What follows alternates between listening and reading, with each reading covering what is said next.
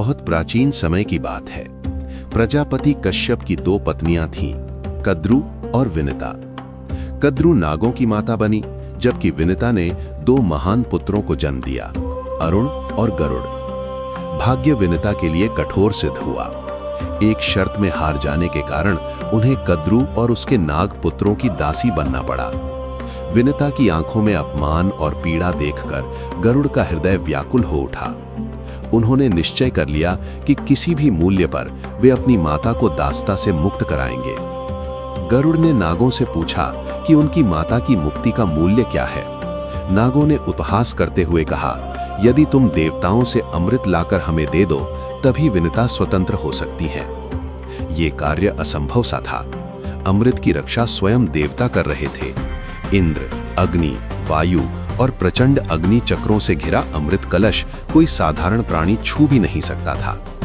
पर गरुड़ साधारण नहीं थे, वे मातृभक्त थे।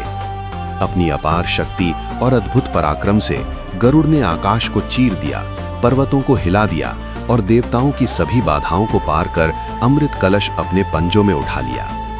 देवता भी उनकी शक्ति, साहस और तपस्या देखकर स्तब्ध रह गए। मार्ग में भगवान विष्णु गरुड़ के समक्ष प्रकट हुए।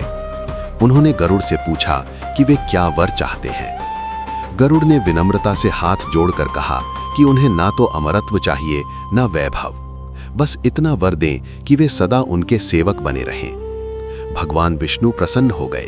उन्होंने गरुड़ को वरदान दिया कि वे उनके वाहन बनेंगे और सदा उनके ध्वज पर विराजमान रहेंगे। उसी क्षण गरुड़ का जीवन उद्देश्य पूर्ण हो गया। गरुड़ अमृत लेकर नागों के पास पहुंचे और अपनी माता को मुक्त करवा लिया। चालाकी से उन्होंने नागों को स्नान के लिए भेज दिया और उसी समय इंद्र अमृत को उठा ले गए। नाग अमृत से वंचित रह गए, पर विनिता दासता से मुक्त हो गईं। माता को स्वतंत्र देखकर गरुड़ के चेहरे पर विजय का गर्व नहीं, बल्कि शांति और संतोष था।